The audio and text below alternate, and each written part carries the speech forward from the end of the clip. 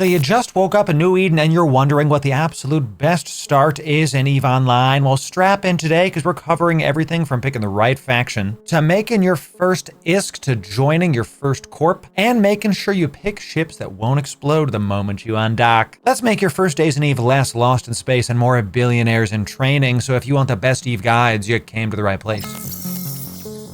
Ladies and gentlemen, Loru here, digital advertiser, content creator, and EVE enjoyer. And let's not waste any more time. Let's talk factions, y'all. Now there's Amar, Galente, Minmatar, and Caldari. And here's the secret. No matter who you start with, you're going to be able to pick any ship up at any time, so it doesn't matter which starting race you choose. But if you want the smoothest start, you're most likely going to be starting Caldari. They're the king for beginners in a lot of ways. Let me tell you why. First, Caldari are missile ship specialists. Missiles do not miss unless your target is really fast, and you can choose any damage type. No more, why is my gun doing 0 damage moments? Secondly, shields. Caldari is really good at all things shields, and shields automatically regenerate. That means you can take a hit, bounce back instead of panicking over getting your hull or armor damaged. And lastly, and possibly the biggest reason to start Caldari is because of where I'm sitting in right now. This is Jeddah 4-4, ladies and gentlemen. It is the 4th moon in the Jeddah star system, and is the single biggest trade hub in all of New Eden. There's right now 1,300 people in local, even people selling CCP Games corpses. That is diabolical to be doing that while I'm recording. What the heck, dude? Now, much of the market in EVE is regional, so you're not going to be able to get everything in all places. But since there's such a high concentration of players in Jeddah, you're going to see mostly even prices on most goods. And you're also going to be able to find most goods in Jeddah 4-4. And you, most importantly, as a new player, can sell your wares very consistently in Jeddah 4-4. Okay.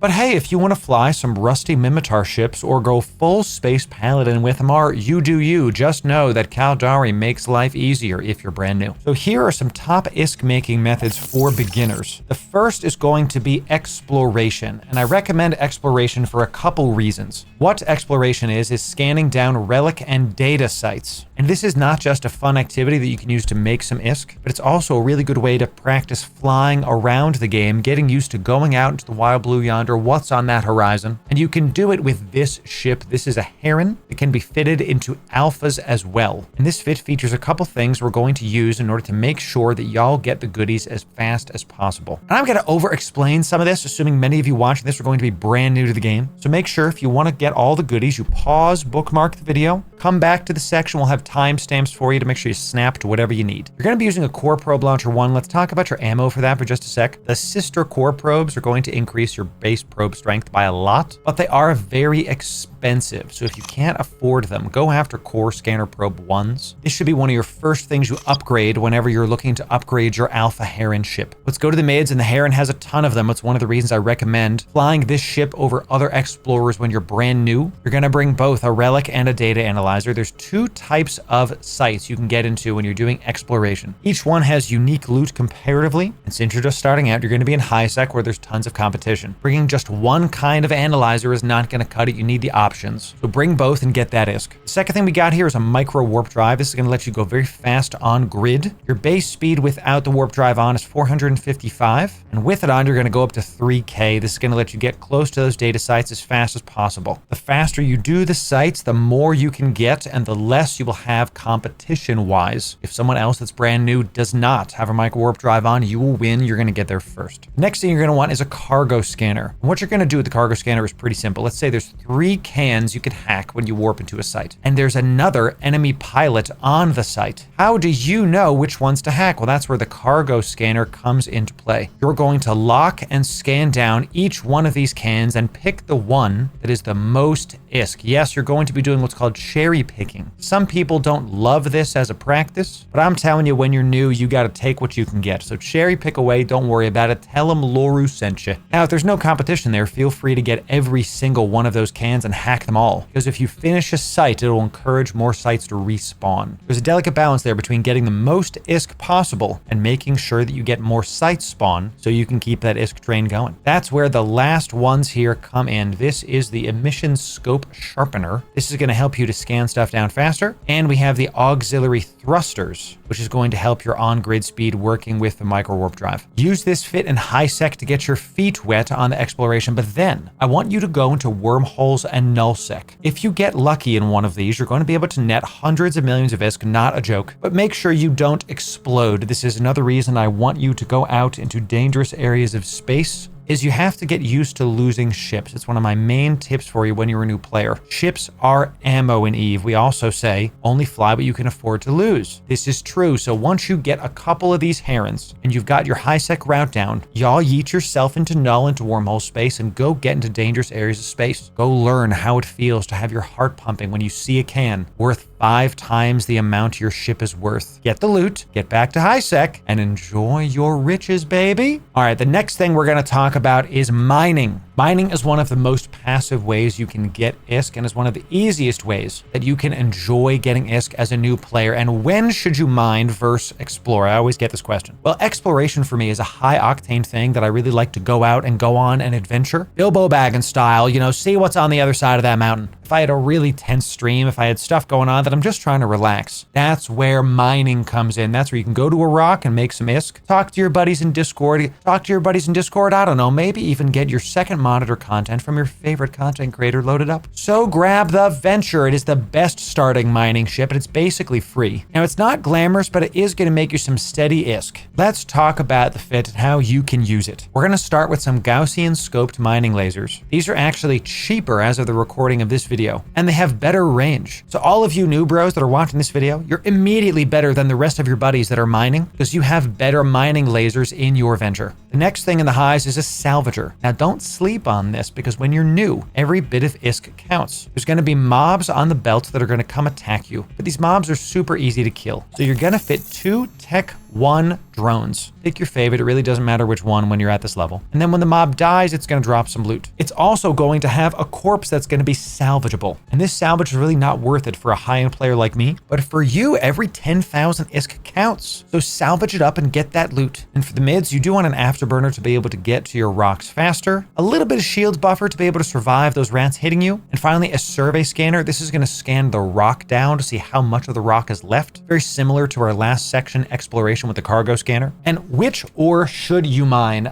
There's some debate about which one is the right one, but I'm telling you right now, it's probably dense feldspar, ladies and gentlemen. This is probably going to be your bread and butter for a long time. And typically what I like to do when I'm on a venture is if I see one rock that's a dense feldspar rock, there's going to be a bunch of other little rocks surrounding it. I'd like to mine one of the dense feldspar rocks with one of my lasers and another one of the smaller rocks with another one of my lasers. This is going to diversify the amount of ore you have and make sure that you're not stuck selling one type of ore. Get used to that kind of portfolio diversification in EVE. It's going to help you in the long run a ton. And finally, we're just going to have some mining upgrade lasers in the lows. Make sure you get that yield up and some basic rigs to make sure you're moving faster on grid, aligning faster out, and having slightly more tank. This is going to close the EM hole. You're going to hear me talk about this a lot. Look right here and see how we go from 0% as a base to 30%. This means we're taking 100% EM damage without this module. Make sure you put this on when you're a new bro and you're flying your venture, okay? Now, the next thing you can do is mission run. You can find these in 2 places. The first is in the Opportunities tab. This is Alt-J on your keyboard. And the Opportunities tab is typically stuff that's close to you, things that are around you. This is where you're going to find your daily goals as well. I'm going to finish mine while I'm recording, get some free stuff. Don't mind if I do, okay? When you're in the Opportunities tab, you can come down to Enforcer and then click Combat Anomalies. Otherwise, you're going to see all the freelancing jobs that are there currently. Combat Anomalies are randomly spawning PvE sites within 2 jumps of you. That's typically how far the Opportunities tab goes. And these aren't given to you by an NPC. They're warpables you can get to in your probe window. Press Alt-P when you're in space to open up the probe window. That's going to let these appear when you're in this system. You'll be able to see a Garista hideaway in the new Caldari system. These will spawn Garista pirates. You can go kill those to get an ISK reward. Now, if you uncheck Combat Anomalies, the rest you see here are freelance jobs. Freelance jobs are new as of the recording of this video. These are actually player-made jobs, yes. In EVE Online, even you can be an NPC and give out jobs to the people, I tell you. It's just a fantastic addition to the game, it really is. If you want to explore more of these, make sure you come down to the freelance job tab itself. And you can filter by the kind of job, explorer, enforcer, miner. There's a bunch of stuff in there for you. If you want more epic things, more catered experiences, that is the agency tab. This is Alt-M on your keyboard. You're going to go to Agents and Missions and go to Career Agents. Now, if you've watched this far in the video, you're about to get the best value. It's never been easier to play EVE Online because of these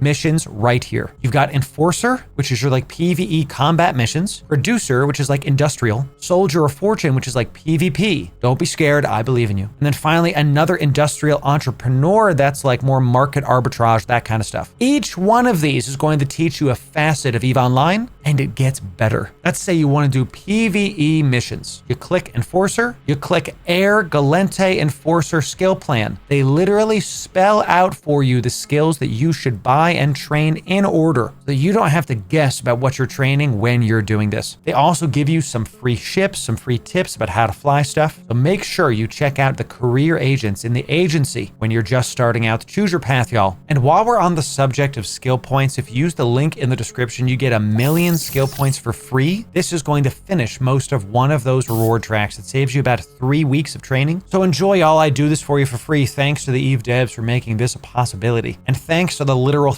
thousands of you that have used my code so far. It's absolutely humbling seeing how many of you have used this content to better your EVE journey, y'all. We love to see it. Use my code, link will be in the description. Thanks very much. Now, EVE is better with friends, and here's some top corporations for you if you're just starting out. The first one is EVE University. I'm gonna link this in the description below. It's really great corporation. We've talked about them a ton. They're there specifically to help guide new bros and help them to learn about EVE. And their wiki is basically the EVE Bible. Everybody goes to there for a bunch of good information. Friendly, helpful people. They won't scam you. Go check out EVE University. Now, you might have heard of the recent war that's been going on in New Eden between Pandemic Horde and Goonswarm. And I gotta tell you, Karma Fleet is a member of Goonswarm, and they are specifically there to help new bros get up to speed and see how nullsec is the dangerous area of space. And you don't have to be an expert of EVE to go into nullsec. So if you want to get your feet really wet, check out Karma Fleet. Link to these guys will be in the description as well. Go be a part of one of the biggest corporations in EVE, longest standing. Now, the other side of this war is Pandemic Horde, and they'll be linked in the description as well for you, because they do have a high sec division. You can join literally Pandemic Horde high sec division,